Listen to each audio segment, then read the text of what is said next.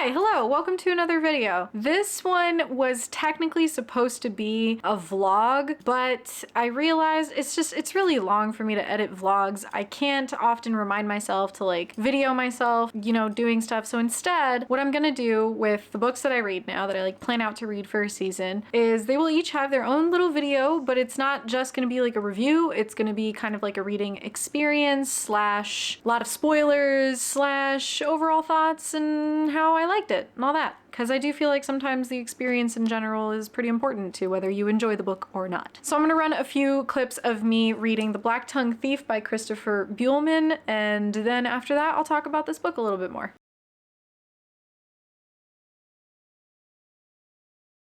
It starts off with our main character, whatever the hell his name is. I honestly forgot because it's him talking to you, so it's first person. And he's with this group of people who ambush a lady, and she's very strong, and she cuts them up, but then I guess he shoots her and hits her, and she's just like, nice, and gives him some wine, and then they go their separate ways. And now they're in a town, and now there's a lot of world building going on, but I personally like it. I feel like it's, I don't know, it's very casual and funny and also very cynical, but he's talking about his power of sorts. He's talking about luck and about how, you know, him being a thief just fits him well because he actually knows how to navigate luck. It's like a river. Like he has a buildup of it, and he can use it by playing games of chance and earn more money, but it can wear out and he might not have it when he needs it, which is really interesting. I like that concept. But this is the part that I thought was funny because I feel like it's a jab at American university. It was luck that got me moved from a straw farm to a true school when I joined the Takers Guild. Normally, see, they recruit all the lads and lasses they can get to sign for the low school, but only 3 of the 9 schools are true. The straw farms teach basic lock picking, basic climbing, some knife fighting,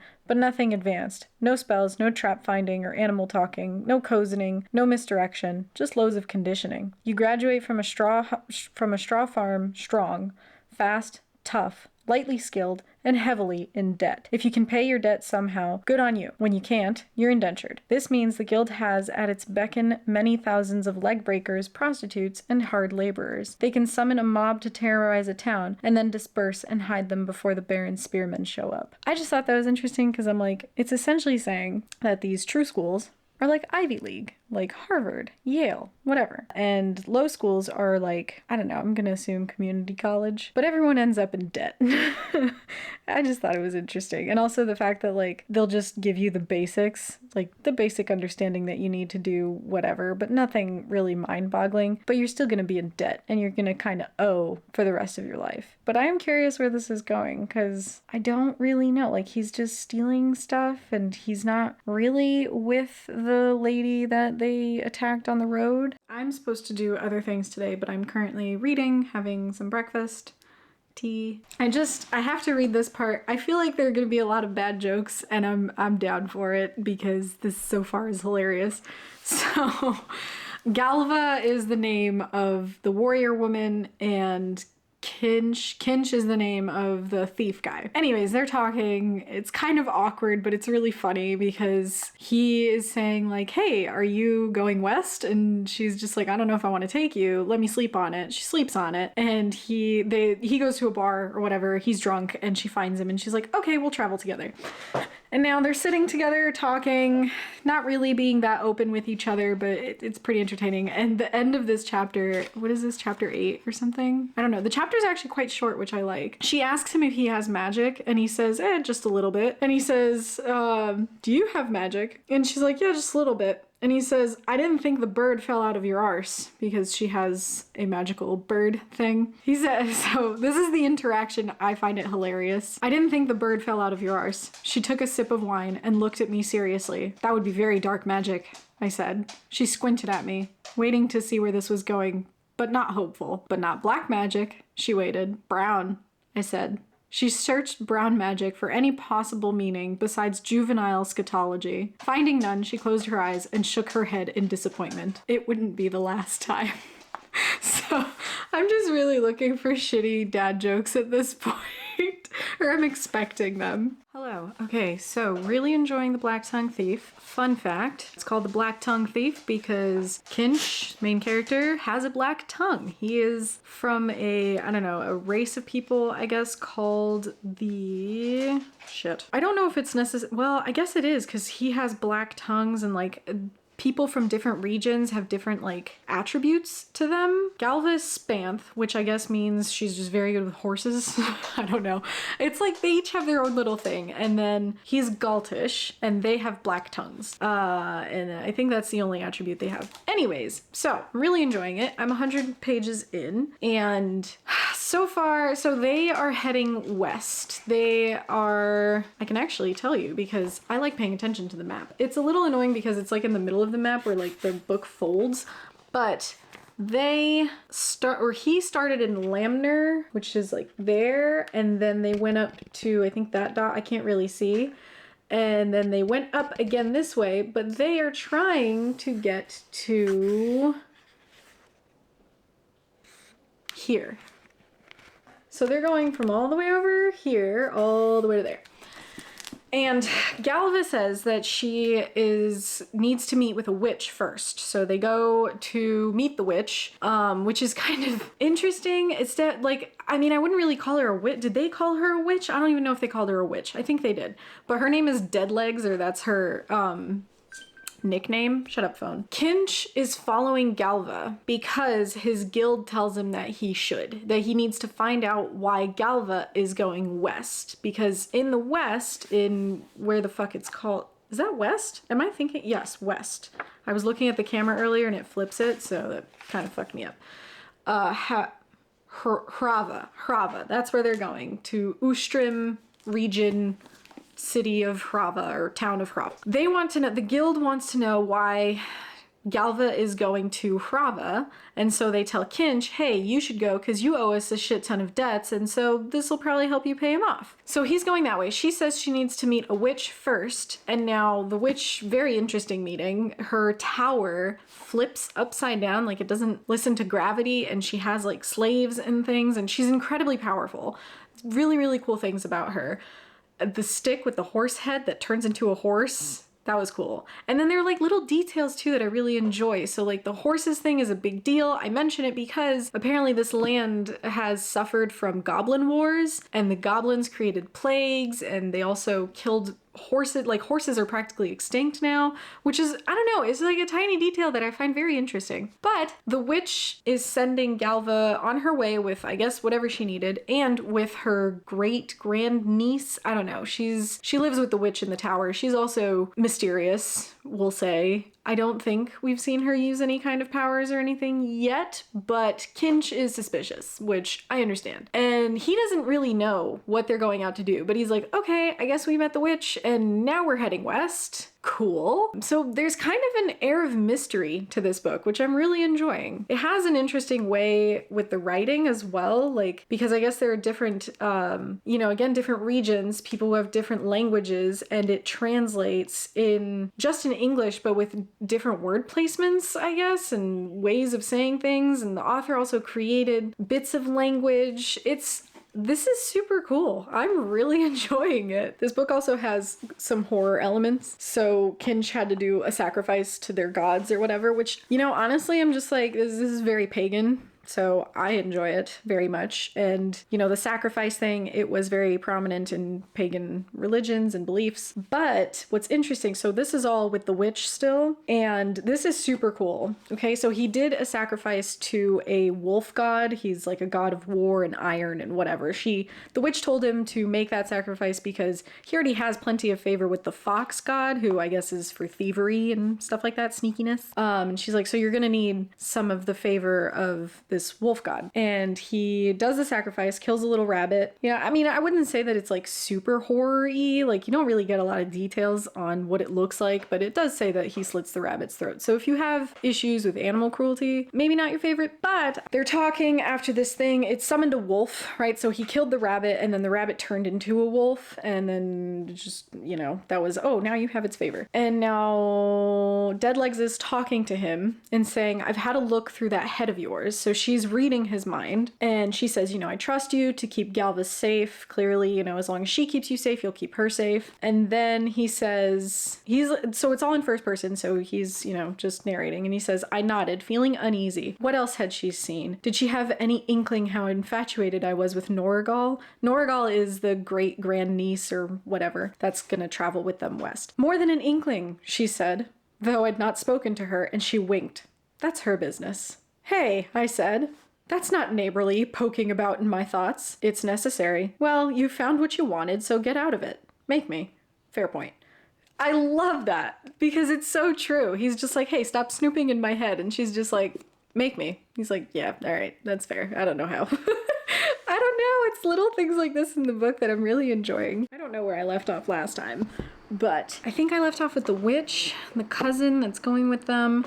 They ended up in a town, like a port town or whatever, to hitch a ride on a boat. They find a boat with whalers, which was not what they wanted, and it's just, the writing is so humorous, I don't even know how to explain it, but basically the captain made a deal saying like, yeah, you guys can pay to come on the boat, but you might have to do some whaling, and they're like, no, if we're paying, we're not doing any kind of hunting of whales, that's your job. Obviously, they end up finding a whale, and they get told, hey, you need to help us hunt this whale, or we're gonna kick you off the boat, and you're not gonna get any food, and you're not gonna get any water, and whatever. So they end up helping to catch the whale. They caught the whale, and then the whale is then being claimed by a kraken, and the kraken's like, this is my whale now.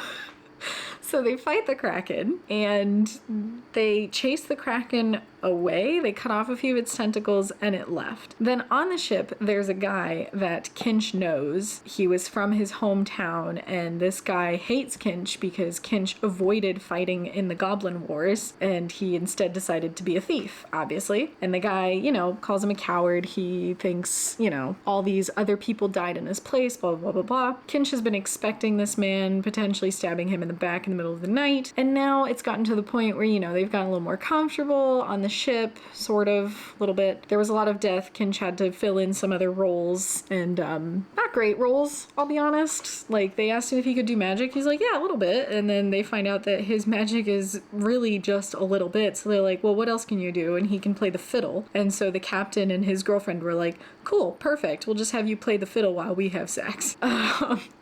Anyways, move on to this guy. I forgot his name. I think it's like Manic or something like that. Malk is his name. So Malk provokes Kinch to challenge him, and he insults his family, etc. And Kinch, he has no honor, but he has a little bit of honor, and he's just like, fuck you, I will fight you to the death. And Galva was impressed by his honor, by his bravery, because she had been doubting him for a while on the ship. She thought that he ran away when the Kraken attacked them and all that. But when he said, no, I will fight you to the death, she's like, you know what? I will fight you to the death. But because she's very strong and scary, someone poisoned her so that she couldn't fight, so that Kinch would have to fight Malk. So they do a fight that is just bare-fisted, and honestly, pretty impressive. And so in the middle of the fight, it doesn't feel like either of them is winning, really, and everyone is shaming Kinch for his technique, which honestly, I'm like, guys, he's a small guy, he has to use what he's got. Like, what, just because he's not throwing punches and is instead like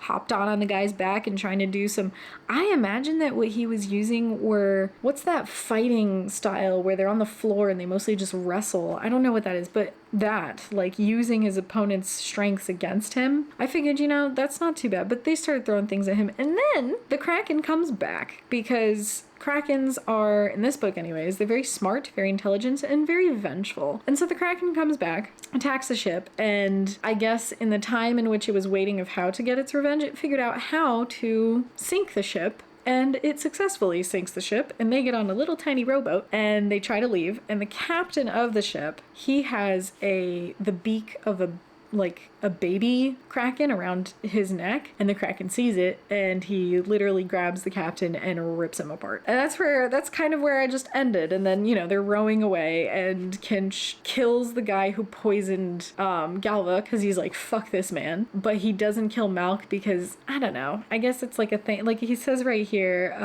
there he was, my countryman, rowing like a bastard, blind and faithful, like he'd been his whole life. I didn't know if any of us would make it alive to the shabby pile of rocks off in the distant gray distance, but I didn't want my last act to be unceremoniously stabbing a man I just spent half an hour trying to kill barehanded. I can't explain, but it made sense to me at the time.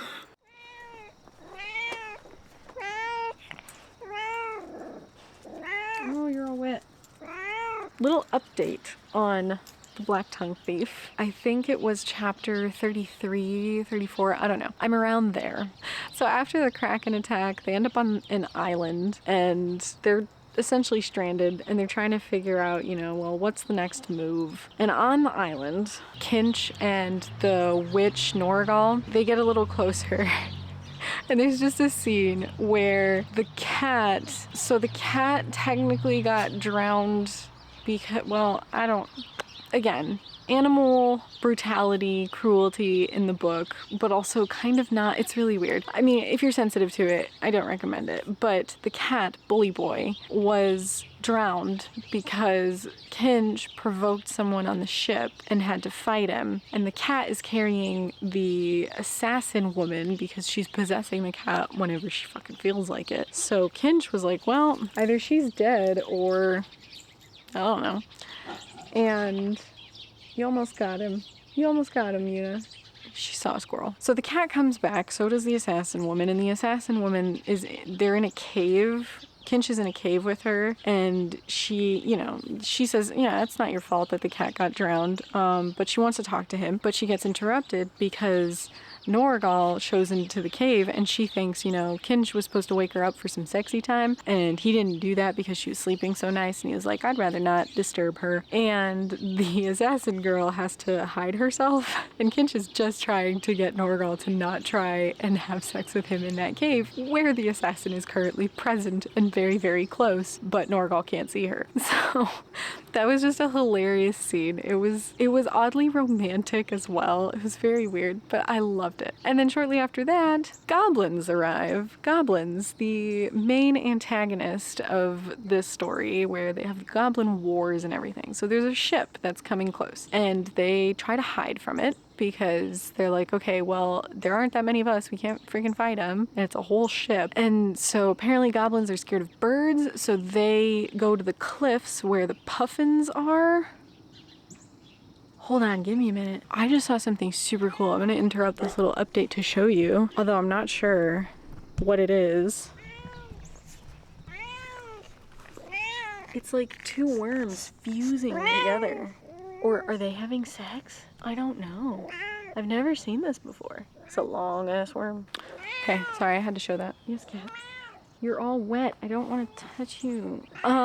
So yeah, the goblins arrive, and there's just, this book is full of small scenes that are hilarious, but I'm just gonna say that them hiding on the cliff, it goes well, and the goblins eventually leave, and Kinch is just like, thank you, thank you, thank you. And then there's just a perfect phrase that just says like, and my God thanked me, or said, you're welcome, in the only way he knew how, with sneeze, and then he sneezes, and the goblins see them and the goblins attack. So now they've been caught by goblins and they're in the hold and they're probably gonna get cooked. And I'm really curious what's gonna happen because all of them have been caught and I have no idea what might save them because there's still half of the book left, a little less than half of the book left, but obviously something's gonna happen. I don't know if maybe the assassin cat woman is gonna come out. I think I left off to when they were in the goblins' ship. They obviously ended up getting out. It was indeed the assassin and the cat who saved them. Kind of saw that coming, although, yeah, this one guy still died to the goblins eating him, which was gruesome. And then what happens is they arrive, I forget where it is, but they arrive in a region where like goblins kind of have like a peace pact there with the humans, or at least the locals. Basically, they get told that they could report that these goblins decided to abduct them, but at that point they would probably be branded as like, essentially they wouldn't get any perks from it. The government government is corrupt. They want their pact with the goblins. If they say that the goblins attacked them or took them, then it would cause a big whatever. But if they said that they found the goblins dead already, then they could just, you know, give the ship, probably get a portion of the money of whatever's on the ship and the worth of the ship. And then the woman who's talking to them says, oh, and if you're royalty, then at that point you get whatever the ship's worth is. And so they're like, okay, I guess we'll just give the ship. And Galva is like, I don't want half of the ship, half of the money of the ship or whatever. I don't want the 10%. That's what it is. And she's like, well, that's all I can give you. And she's like, no, I don't want the 10% because I am princess, whatever, daughter of guy thing, dude. So she's royalty. And fucking Kinch is like, you didn't mention that you were royalty? And she's like, well, you never asked. Then Kinch also does what they call a moon marriage. He does it with Norgal because Norgal is like, you know what, I kind of like you. I think we should try this out. And their people, the Galts, they're not known for being very loyal to one another. Their marriages don't last very long. So they have something called moon marriages, which is you're married to the person for a month and see how it goes. He has been liking it. She has been liking it. They have good agreement between each other. So they travel west because oh yeah, I don't know if I mentioned this either, but the goal, we learn what Galva's her goal is, and it's to put a witch on the throne. Yeah, so she's heading to Ustrim because that princess, the witch princess, she had to pretend that she was insane so that her uncle wouldn't kill her, and the uncle is the guy who currently rules, and he's not a great guy. And so they're going toward Ustrim, they're going west, and on their way, they stop at... I don't know if it's on the map here. Yeah, they stop at Grevitsa, which is in Moldova. In this place, goblins live kind of side by side with the humans, not mixed together. They have like one half of the town and then the other half belongs to the people. And obviously, you know, it's not a great pact or great agreement, but a lot of the people, the humans who live there, they didn't fight in the Goblin Wars, so they don't really have the history there. But Malk, the guy they met on the ship that sunk from the Kraken, he did fight in those wars, and they went to go meet a thief who has blueprints of where they're trying to go so they can try and save this princess woman. I think that's what the blueprints are for. And they're walking back from their meeting with that thief, and the only way that they know their way back to where they were staying is by walking along that goblin border in the town. And something very strange happens. And also, I mentioned before how I wasn't really attached to a lot of these characters. Turns out, I was a little attached to Malk. Because what happens is, essentially, instead of crossing the road, Malk becomes a stubborn bastard and says that the goblin that's like taunting him by just walking next to him on the goblin side of the town, he's like, well, I'm not gonna, you know, cross the road just for him. And the goblin challenges him to a pull, which is essentially human tug-of-war. So they each are holding on to each other and being pulled by, you know, the humans on one side and the goblins on the other. And the goblins kind of cheat, and in a way they win and lose. So Malk got pulled to the goblin side, and there's just this one, like, I read it last night and I was like, this is horrific. But it says, so because the way the goblins cheated is that they pulled another person, they started doing the tug-of-war with another person that was holding onto Malk to try and, you know, pull the goblin to the human side. And so what happened is that Malk got pulled to the goblin side, and a goblin that was holding on to the kid that was trying to help Malk, who eventually started getting pulled to the goblin side. Well, the goblin that pulled him ended up on the human side. So one goblin died on the human side, another goblin died on a human died on the goblin side. Is that what I said? I don't know what I said. I hope it makes sense. Anyways, this is what I read last night that was just gruesome. So yeah, Galva went to try and retrieve Malk because the boot slipped or something. Galva chucked the boot at the man who had grabbed her, drew her sword now, and plunged for the chain. But she was tackled and disarmed by more massive Grevitsani, which are the locals, who held her until it was clearly too late. To their credit, they gave her the sword back. To hers, she didn't kill the lot of them with it. When she swore at them in Espanthian, they just swore back in Mulroven, and went laughing to help dismember the hapless goblin, so the goblin that got pulled to their side. What the men did to the goblin was no better than what the goblins did to Malk. In fact, it was worse. Malk they valued as meat. The goblin was less than shite to men. I just thought that alone was an impressive phrase. I finished The Blacktongue Thief last night. It was late. It was like 10:30, almost 11 o'clock, something like that, which is actually really not that late. Usually I stay up later, but for some reason I was really tired last night, but I was dead set on finishing this book. I had like 80 pages left, I think. So, again, not sure exactly where I left off, but everything around the end kind of rushes. It definitely feels like they just kind of get to Ustrim. Shush. What is your issue? Well, she's probably gonna make that noise a lot. So yeah, they make it to Ustrim, and the capital, Hrava, is, well, it's not overrun with giants, but the giants are there from time to time, and they keep humans as dogs, so a lot of the humans fled underground, they live in the sewers, and the way that we kind of learn what's happening in Hrava is because Galva sends Kinch over to the city, and she's like, hey, you're a thief, you're supposed to be good at this is why I brought you along, so go in there and figure out where the fuck our queen is. So he goes in there, things happen, he discovers that stuff, he meets people, he finds out where the queen is, then he regroups with Galva and his lady witch Norgal. They track down the queen to a cave. In the cave is a giantess that is covered in tattoos, which turn out to be the same type of tattoos that are like, that's on Galva, that like, you know, she can summon a bird from it, except this giantess has horses tattooed all over her.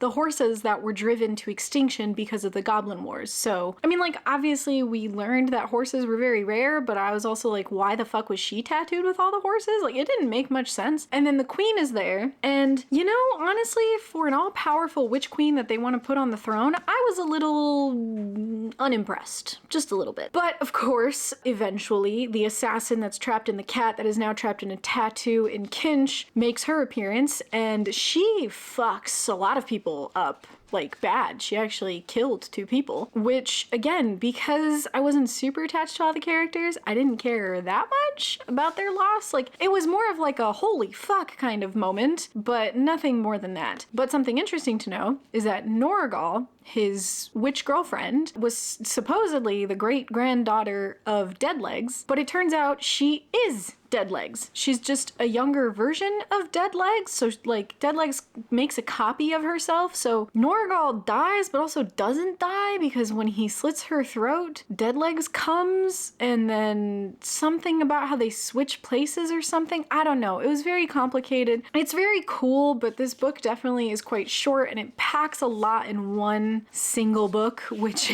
you know, I was entertained. Overall, I had a lot of fun reading it. It was a great time. The writing was phenomenal. The sarcasm, the pessimism, the general jokiness of it all, the random shit that happened, and the fact that some scenes felt like they were just a common internet meme that was put into a fantasy book, and I actually really enjoyed that. So overall, I mean, I gave this like a 4.75. I just couldn't really give it a full 5 stars just because it suffers from some issues, characters mostly, that I wasn't very interested in, and the fact that maybe if we'd spent a little more time with certain situations or in certain places, and also the driving factor of why they were going west was to find this queen, I feel like I would have enjoyed a little more understanding of the political climate of this world, because obviously you get some explanation, but I don't know, it didn't feel that important. Okay, so The Blacktongue Thief by Christopher Buehlman. As you saw, I enjoyed reading this book. It was a lot of fun. It felt like a true adventure. It felt like this guy who is following this lady through this big quest, and so many random things happen that were so much fun. I had a great time. I'm not going to talk too much about them because I did talk extensively about certain things in some of the clips before. So overall, I'm just going to tell you how much I gave it. I gave this book 4 stars. I don't think it was like an absolutely amazing book. It definitely had some flaws with the like pacing of things, and some characters didn't feel like they were optimized as much, but in general, I would just say if you want a book that has a lot of sarcastic, dark humor in the writing itself, and some wild, fantastical adventure, I think this is a great book to pick up. Also, I think that if you're a fan of Goblin Slayer, I definitely thought about it a couple times while reading this book. So yeah, that's kind of everything on that, and I hope you enjoyed this video. If you didn't, that's your prerogative, and I will see you in the next one. Bye.